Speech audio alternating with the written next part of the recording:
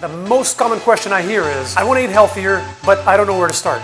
I used to eat a typical Western diet, lots of unhealthy stuff for 35 years of my life.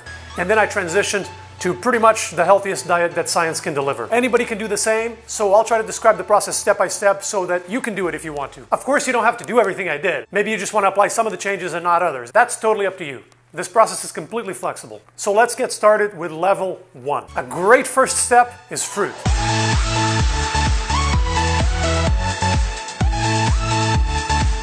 Fruit is healthy, duh. Everybody knows that, right? Bear with me, there's a lot more to it. I'm gonna give you all the specifics in a second, which fruit and how much, but first, why should this be our first step out of everything else? Why not more broccoli or less sugar or any of the thousands of things we could do? There's a couple reasons why I think more fruit is an ideal first step. We all know fruit's healthy, but few understand just how healthy it really is. Not eating enough fruit is the #1 dietary risk factor for disease in the US. So if we're gonna fix things, why not start there? Second reason, it's a relatively easy step. Fruit's delicious, so it's not a big ask. The third reason is momentum. The most important thing when it comes to changing habits is not making the change itself, it's sticking with it. There's no point eating super healthy for like a week and then falling off the wagon. In the long run, it's meaningless. So we want to take solid steps that are sustainable in the long run for years, decades, maybe your entire life. Steps that we can build on. Never underestimate the power of a small change. They add up, and before you know it, you've done a 180. But for that to work, each step needs to stick. If you go to a financial advisor, a lot of them will recommend starting by paying off your smallest debt. Why the smallest? Shouldn't you start with the biggest one, the one that has the most interest? Theoretically, yes, but starting with the smallest one builds your confidence that you can get something done because you start to see actual progress. You can actually check it off your checklist and you start to believe that you can get things done, and that creates momentum. And that kind of psychological tool is critical when it comes to changing a habit. Same logic with food. We start with something small that most people can do and stick with, and we build from there. Even if eating more fruit is kind of an obvious step, it's an ideal, solid foundation for what's coming next. All right, which fruit are we going for? Whatever you prefer.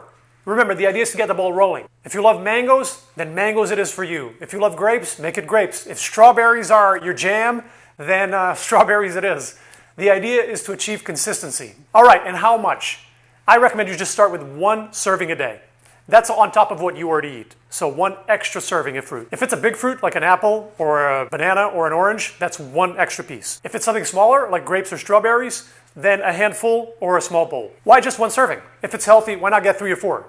Because we want the habit to stick. Slow and steady wins this race. You're shooting for a small change that you can maintain day after day after day. Not a massive change that you drop after like a week. What if you already eat a ton of fruit?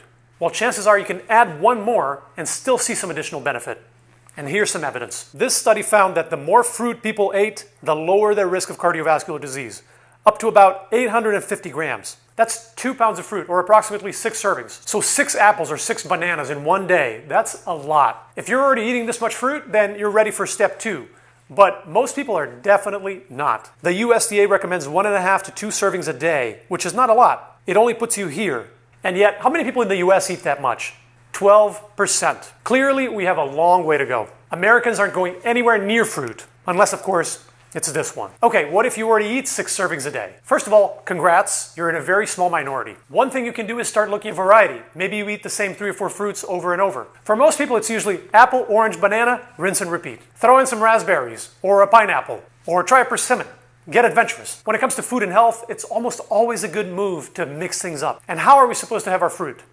Again, however you prefer, because the idea is to enjoy it so that it's easier to stick with. But here are some ideas. On your cereal for breakfast, for dessert, as a snack between meals, or in a delicious smoothie. Any of those work great, but I suggest you pick 1, whichever you prefer, and stick with it day after day, so it'll reinforce the habit. On the next video in the series, we'll go over step 2.